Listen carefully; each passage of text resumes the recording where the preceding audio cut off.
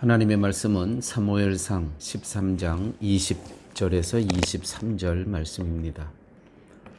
온 이스라엘 사람들이 각기 보습이나 삽이나 도끼나 괭이를 버리려면 블레셋 사람들에게 내려갔었는데 곧 그들이 괭이나 삽이나 쇠스랑이나 도끼나 쇠책직이 무딜 때에 그리하였으므로 싸우는 날에 사울과 요나단과 함께 한 백성의 손에는 칼이나 창이 없고 오직 사울과 그의 아들 요나단에게만 있었더라. 블레셋 사람들의 부대가 나와서 믹막스 어귀에 있었더라. 아멘. 오늘 이 말씀은 이제 사울 왕이 왕으로 오른 다음에 첫 번째 싸움이죠. 근데 블레셋과 이제 전투를 하게 되는데 이 전투는 사실은 이스라엘이 먼저 시작한 겁니다. 아마 왕이 된 후에 사람들에게 무엇을 보여주고 싶었던 것 같아요. 자기의 리더십을 또 한번. 그래서 먼저 시작된 싸움인데 오늘 특이한 것은 온 이스라엘 사람들이 각기 보습이나 삽이나 도끼나 괭이를 벼리려면 이 무슨 얘기냐면 쟁기, 곡괭이, 도끼, 낫 이런 것들을 날을 세우려면 블레셋 사람들에게 내려가서 돈을 주고 이 연장들을 갈았다는 거예요. 이 농기구들을. 그런데 무기가 없어서 오늘 보니까 사울과 요나단과 함께한 백성의 손에는 칼이나 창이 없고 오직 사울과 그의 아들 요나단에게만 있었더라. 이들이 싸우는데 무기가 요나단과 사울만 빼놓고는 다 곡괭이, 낫, 도끼, 호미 뭐 이런 거였다는 거, 농기구였다는 것입니다. 사실 이스라엘의 전투들을 보면 우리의 상식에는 많이 어긋납니다. 예를 들어서 여리고성을 이제 함락시킬 때 아주 큰 성인데도 불구하고 이스라엘이 손 한 번 쓰지 않고 다만 성 주위를 돈 것으로 승리하게 되는 역사를 우리 알고 있습니다. 이러한 전쟁사를 세상 어디에서 찾아볼 수 있겠습니까? 그래서 이스라엘은 참으로 특이한 나라입니다. 그리고 이스라엘이 특이하듯 특이해야 할 교회, 성도가 특이한 모습을 잃어버렸다면 그것은 분명 뭔가 잘못된 겁니다.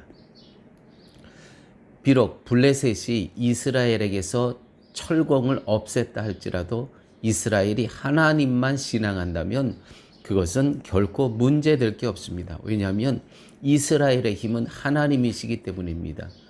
블레셋이 이스라엘의 신앙을 없앨 수는 없습니다.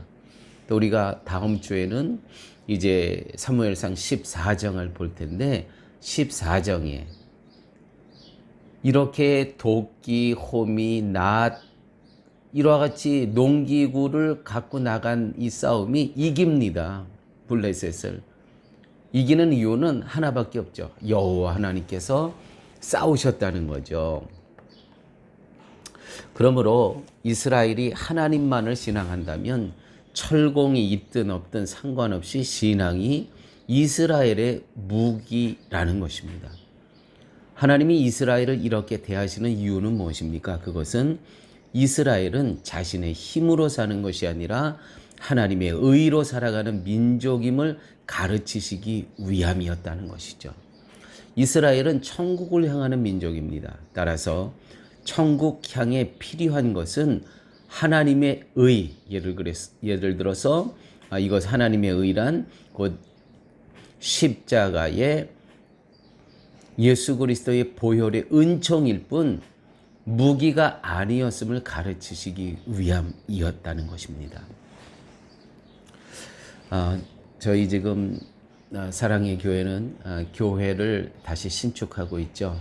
근데 신축하는데 우리가 필요한 재정적인 필요가 한 6만 불 돼요.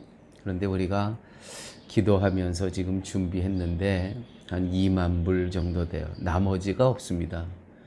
그러면 어떻게 해야 됩니까? 오늘 이 말씀 하나님께서 우리의 형편과 처지, 정말 우리 있는 힘을 다해서 하는 것 같아요. 우리 교회 성도님들 수준으로 보게 되면.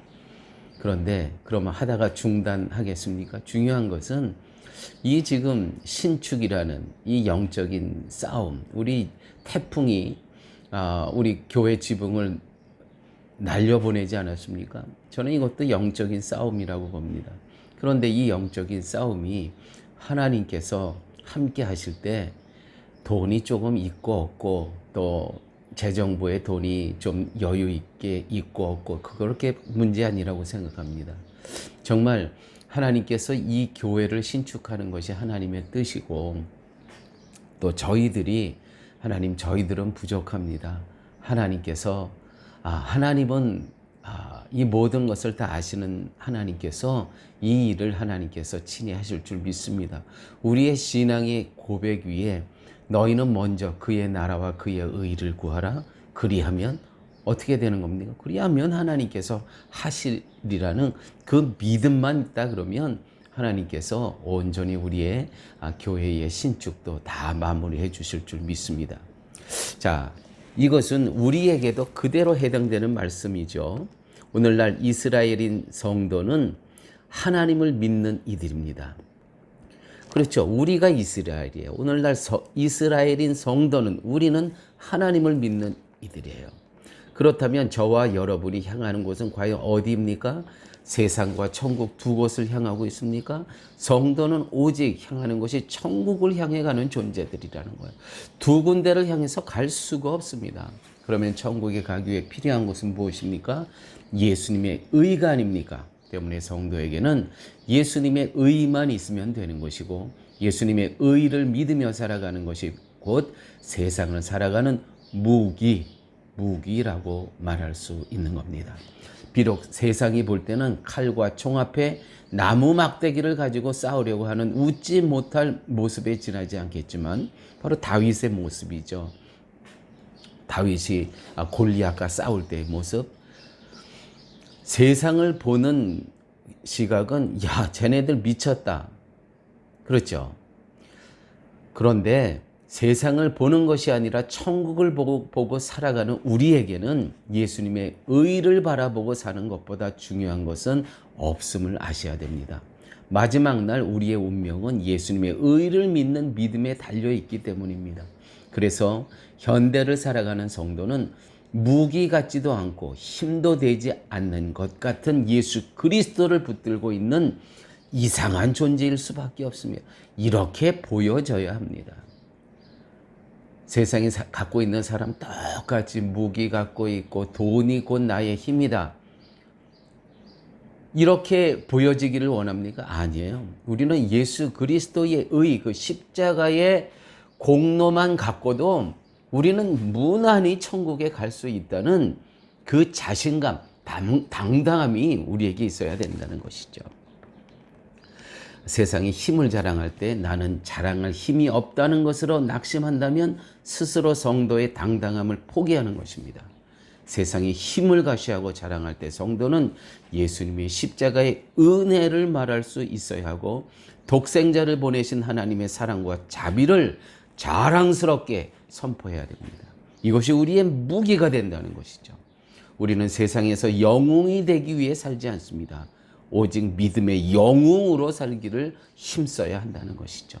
마귀가 예수님을 유혹할 때 들고 나온 것 중에는 세상으로부터 경배를 받는 영웅이 되는 것이었습니다. 그러나 예수님은 주 너희 하나님께 경배하고 다만 그를 섬기라 말씀으로 마귀를 물리치셨다는 것이죠. 항상 성도는 마지막을 생각해야 됩니다. 천국을 생각하며 사셔야 됩니다. 그리고 예수님의 의로 감사하셔야 됩니다. 기뻐하셔야 됩니다. 이것이 세상을 당당하게 사는 성도의 길이 되는 것입니다. 아버지 하나님 감사합니다. 말씀 속에서 세상을 이기는 것은 무기와 또 세상의 자랑과 돈이 아니라 오직 예수 그리스도의 보혈의 은혜임을 깨닫게 하여 주셨사니 오늘도 예수 그리스도의 보혈의 은혜를 자랑하며 기뻐하며 감사하며 살아갈 수 있는 하루의 삶 되게 하여 주옵소서. 예수님 이름으로 기도드렸습니다. 아멘.